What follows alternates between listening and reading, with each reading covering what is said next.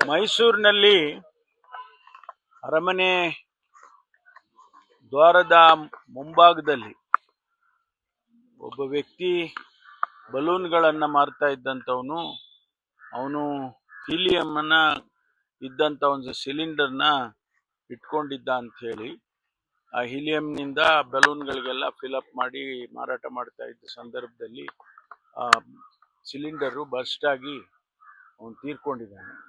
ಅವನು ಲಕ್ನೋ ಮೂಲದವನು ಅಂತ ಹೇಳಿ ಹೇಳ್ತಾ ಇದ್ದಾರೆ. ಮತ್ತು ಇದು ಯಾವ ರೀತಿ ಆಗಿದೆ ಅನ್ನೋದನ್ನ ಬಗ್ಗೆ ಇನ್ವೆಸ್ಟಿಗೇಟ್ ಮಾಡಿ ರಿಪೋರ್ಟನ್ನು ಕೊಡಬೇಕು ಅಂತ ಹೇಳಿ ನಾನು ಹೇಳಿದ್ದೇನೆ. ಹಿಂದೆ ಇದೇ ರೀತಿ ಹೀಲಿಯಂ ಮಾರ್ತಾ ಇದ್ದಂಥ ಇದು ಬಲೂನನ್ನು ಮಾರ್ತಾ ಇದ್ದಂಥ ಒಬ್ಬ ಹೆಣ್ಮಗಳ ಮೇಲೆ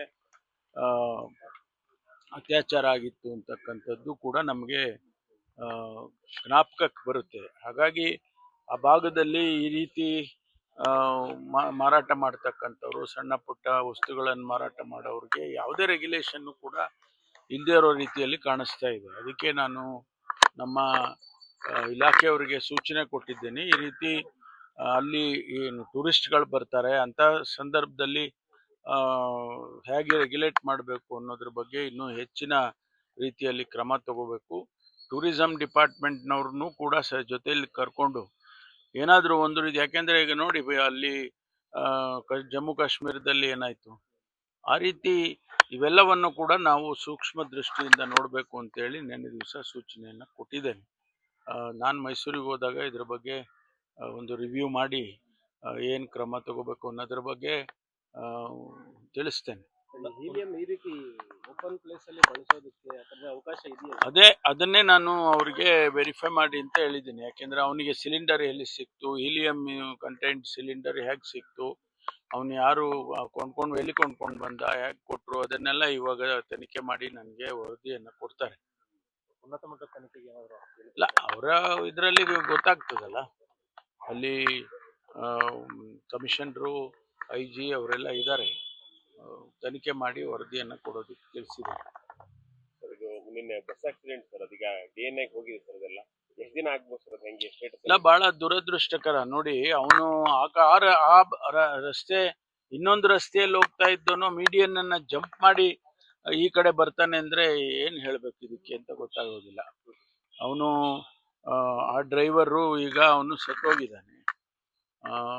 ಅವನು ಯಾವ ಕಂಡೀಷನ್ ಅಲ್ಲಿ ಇದ್ದಾನೆ, ನಿದ್ದೆಯಲ್ಲಿ ಇದು 2:30-3 ಗಂಟೆ ಸಂದರ್ಭದಲ್ಲಿ ಆಗಿರುವಂಥದ್ದು. ನಿದ್ದೆನಲ್ಲಿ ಅವನು ಈ ಕಡೆ ಜಂಪ್ ಮಾಡಿಬಿಟ್ಟಿದ್ದಾನೆ. ಜಂಪ್ ಮಾಡಿ ಡಿವೈಡರ್ನ ಈ ಕಡೆ ಬಂದು ಬಸ್ಸಿಗೆ ಹೊಡೆದಿದ್ದಾನೆ. ಭಾಳ ದುರದೃಷ್ಟಕರ. ಅವರೆಲ್ಲ ನಿದ್ದೆ ಮಾಡ್ತಾ ಇದ್ರು. ಭಾಳ ಜನ, 6 ಜನ, ಇವತ್ತು 6 ಜನ ಅಂತ ಹೇಳ್ತಿದ್ದಾರೆ. 5 ಅಂತಿದ್ರು, ಈಗ 6ನೇದು ಆಗಿದೆ, 6 ಜನ ಅಂತ ಹೇಳಿದ್ರು. ಮತ್ತು ಭಾಳ ಜನ ಅವ್ರಿಗೆಲ್ಲ ಗಾಯಗಳಾಗಿದ್ದಾವೆ. ಅವ್ರಿಗೆಲ್ಲ ಆಸ್ಪತ್ರೆಗಳಿಗೆ ಸೇರಿಸಿ ಟ್ರೀಟ್ಮೆಂಟ್ ಎಲ್ಲ, ಕೆಲವರು ಗಂಭೀರವಾಗಿ ಆಗಿರ್ತಕ್ಕಂಥ ಸುಟ್ಟು ಗಾಯಗಳು, ಅದರಿಂದ ಗಂಭೀರವಾಗಿರುವಂಥದ್ದು ಟ್ರೀಟ್ಮೆಂಟ್ ಕೊಡ್ತಾ ಇದ್ದಾರೆ. ಬಾಡಿ ಎಲ್ಲ ಬಾಡಿಗೂ ಹೌದು, ಅದು ಯಾಕೆಂದ್ರೆ ವೆರಿಫಿಕೇಶನ್ ಆಗ್ಬೇಕಲ್ಲ, ಅದನ್ನ ಮಾಡಿ ಕೊಡ್ತಾರೆ. CWC ಮೀಟಿಂಗ್ ಇದೆ ಡೆಲ್ಲಿನಲ್ಲಿ, ಹೋಗ್ತಿದ್ರಿ? ಹಂಗೆಲ್ಲ ನಾವು CWC ಮೆಂಬರ್ ಅಲ್ಲ. ನಾನು ಹಿಂದೆ CWCನಲ್ಲಿ ಸ್ಪೆಷಲ್ ಇನ್ವೈಟಿ ಆಗಿದ್ದೆ. ಈಗ ನಮ್ಮ ಹರಿಪ್ರಸಾದ್ ಅವರು, ವೀರಪ್ಪ ಮೊಯ್ಲಿ ಅವರು ಸ್ಪೆಷಲ್ ಇನ್ವೈಟಿ ಆಗಿದ್ದಾರೆ. ಮತ್ತು ಇದು ರೆಗ್ಯುಲರ್ ಆಗಿ ಆಗುವಂಥ CWC ಮೀಟಿಂಗ್ ಅಂತ ಅನ್ಕೊಳ್ತೀನಿ.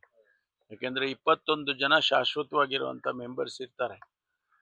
ಅದರ ಜೊತೆಗೆ ಅವರು ಸ್ಪೆಷಲ್ ಇನ್ವೈಟೀಸ್ ಅಂತೇಳಿ PCC ಪ್ರೆಸಿಡೆಂಟ್ಗಳನ್ನು, ಮುಖ್ಯಮಂತ್ರಿಗಳನ್ನು ಕರೀತಾರೆ. ಕೆಲವು ಸಂದರ್ಭದಲ್ಲಿ ಎಕ್ಸ್ಟೆಂಡೆಡ್ CWC ಆಗುತ್ತೆ, ಆಗ ಎಲ್ಲರನ್ನೂ ಕರೀತಾರೆ. ಸ್ಪೆಷಲ್ ಇನ್ವೈಟೀಸ್ನ, ಆಮೇಲೆ ಸಬ್ಜೆಕ್ಟ್ ಮ್ಯಾಟರ್ ಸ್ಪೆಷಲಿಸ್ಟ್ ಅಂತ ಅವ್ರನ್ನ ಕರೀತಾರೆ. ಈಗ ಎಕ್ಸ್ಟರ್ನಲ್ ಅಫೇರ್ಸ್ ಮೇಲೆ ಚರ್ಚೆ ಆಗಬೇಕು ಅಥವಾ ಎಕನಾಮಿಕ್ ಪಾಲಿಸಿ ಮೇಲೆ ಚರ್ಚೆ ಆಗಬೇಕು ಅಂತ ಸಂದರ್ಭದಲ್ಲಿ ಆ ಎಕ್ಸ್ಪರ್ಟ್ಸನ್ನು ಕೂಡ ಇನ್ವೈಟ್ ಮಾಡೋ ಸಾಧ್ಯತೆಗಳು ಇರ್ತವೆ. ಆದರೆ ನಾಳೆ ನಡೀತಕ್ಕಂಥ CWCನಲ್ಲಿ ಅಜೆಂಡಾ ಏನಿದೆ ಅಂತ ನಮ್ಗೆ ಯಾರಿಗೂ ಗೊತ್ತಿಲ್ಲ. ಮಾನ್ಯ ಮುಖ್ಯಮಂತ್ರಿಗಳನ್ನು ಕೂಡ ಅವರು ಆಹ್ವಾನ ಮಾಡಿದ್ದಾರೆ ಅಂತ ಕೇಳಿದೆ. ನಾನು 3 ಜನ ಮುಖ್ಯಮಂತ್ರಿಗಳನ್ನು ಆಹ್ವಾನ ಮಾಡಿದ್ದಾರಂತೆ. ಅದು ಏನು ಚರ್ಚೆಗಳು ಆಗ್ತವೆ ಅಂತ ನಮಗೇನು ಗೊತ್ತಿಲ್ಲ.